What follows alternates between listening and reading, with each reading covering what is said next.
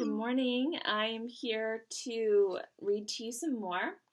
When last time I read to you, Connor was actually spending the evening over at Avon's house, and we figured out that the reason he doesn't like to eat in front of others is that he spits because he can't control when he's going to bark and things come out of his mouth. So the dad is pretty funny. The dad actually put ski goggles on. So I think that he did it as a joke, and I think that Connor probably liked it. He didn't take offense to it. So here we go. Let's continue reading. So Connor, Dad said, removing his ridiculous goggles, what are you interested in? I mean, besides pulling morbid pranks with my daughter and scaring our visitors away. Dad narrowed his eyes at me. You might want to rethink hanging out with her. She's a bad influence. And you have terrible sideburns, I said, unable to come up with anything better. He really did have bad sideburns. They were horribly uneven. Dad ignored me.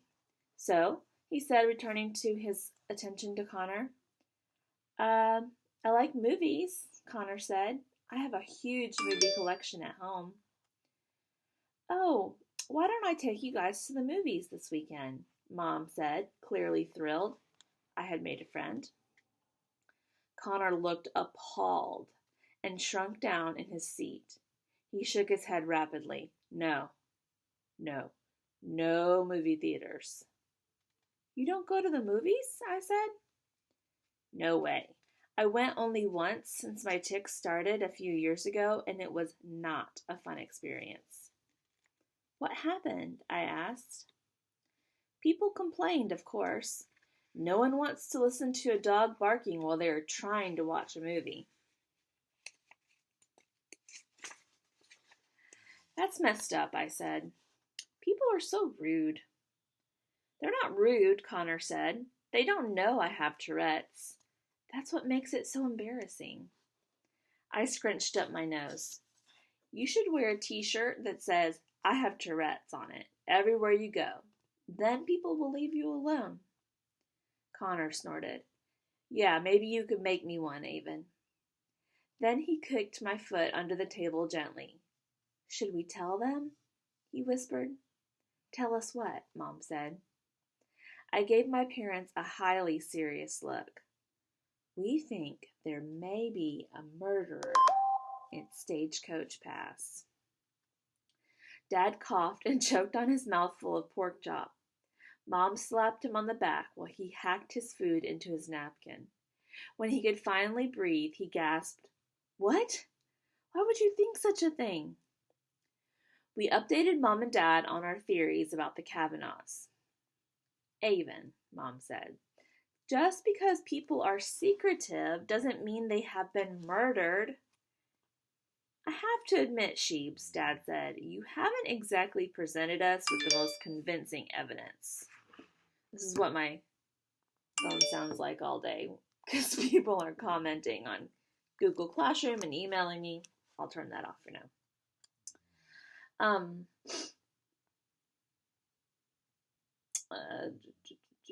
Some people just really value their privacy, Mom added. I nodded at them like I agreed, but Connor and I gave each other knowing looks. Yeah, right, like we were going to let it go that easily. Then Connor looked at me, looked from me to my parents and back again. So, where does Avon get her red hair from? He asked. I'm adopted, Connor, I said. Oh, that's cool, said Connor. It's so cool, said Mom. I rolled my eyes. Here she goes. She loves telling people about my adoption. Connor looked at Mom with interest, so she took that as her cue to tell the story for the millionth time. Well, she began, Avon's dad and I couldn't have a baby, so we figured we'd end up adopting one. I started reading a lot about adoption online. Then one day I was on this website and there was a tab that said, Kids in Need of a Forever Family, so I clicked on it. I scrolled down until I saw it. the most precious little angel baby face I'd ever seen in my entire life. It was mine, in case you were wondering, I said. I knew the moment I saw her that she was my daughter, Mom went on, with those chubby pink cheeks and a bright mop of hair. She'd never seen such a precious, beautiful, amazing, brilliant, intelligent child, I said. Connor raised an eyebrow at me. I may be embellishing a little. No, she's not at all, Mom said. I knew right at that moment I saw her that I was looking into the face of my daughter. I saw her. Excuse me, I messed that up. I knew right at the moment I saw her that I was looking into the face of my daughter. It was like she was born for me right at that moment. Some women birth babies through their you-know-whats, but I birthed Avon through the computer that day. I groaned. Ugh, Mom, that is the worst part of your story. Connor totally didn't need to hear that. Really, Laura, Dad said. It's the worst. It's just awful. She glared at Dad before returning to her story. Anyway, right below her picture it said, Avon, 2 years old. I couldn't believe she was 2 years old and hadn't been adopted yet. Yeah, she didn't realize she was on an adoption site for children with special needs, I said. So I clicked on her picture, and that's when I saw she didn't have arms. And it didn't even matter, I said. She wanted me anyway. Mom gave me her gushy love face. So I broke the news to her dad that night at dinner. Yeah, Dad said. She told me my future daughter was a beautiful redhead. Oh, and also that she didn't have arms. How did you feel about it? Connor asked.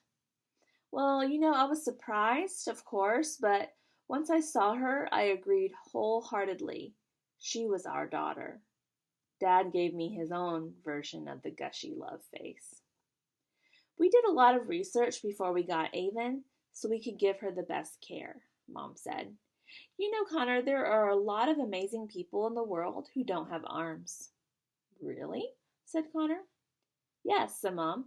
There's a successful architect who designs skyscrapers by using his feet to type, just like Avon does on her computer, and a woman who paints beautiful artwork that sells for quite a bit of money. There's that guy who's the motivational speaker, Dad added. Oh yeah, Mom said.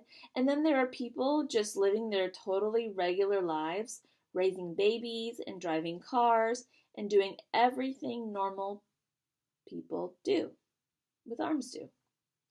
That's so cool, said Connor. Remember when we visited that teacher? What was his name? Carl? Dad said to Mom. We found him through his website, Mom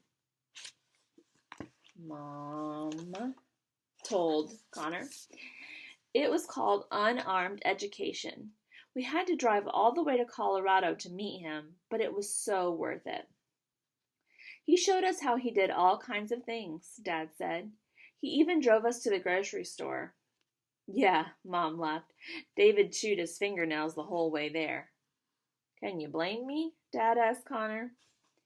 Anyway, Mom said, he shopped for food all on his own and made us a lovely dinner with his feet. We knew Avon would be able to do all these things and more. When we finally got her, though, she couldn't do anything. Mom threw up her arms in exasperation. Her foster families had done everything for her. Bathed her, fed her, brushed her teeth. She just sat around like a slug, waiting to be cared for like the Queen of Sheba. Queen of Sheba, Dad reiterated. Or Shebes, for short. I rolled my eyes. And this was when Mom's full-time job became teaching Avon how to do stuff. Right away, Mom said.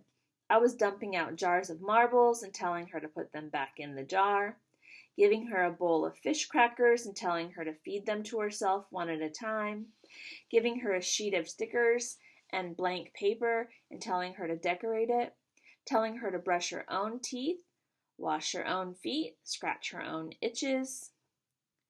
Come to think of it, I said, it wasn't so much teaching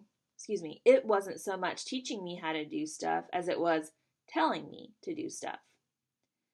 That may be, Mom said, but mostly it was telling her she could do just about anything if she tried hard enough. Yeah, I got over being the Queen of Sheba pretty quickly, I said. I can see that, said Connor, and with that he spit his mouthful of mashed potatoes right in my face. So this chapter was important because we learned that Avon was adopted and that her parents were so important and how she is so independent nowadays. So it was a pretty good chapter. See you later.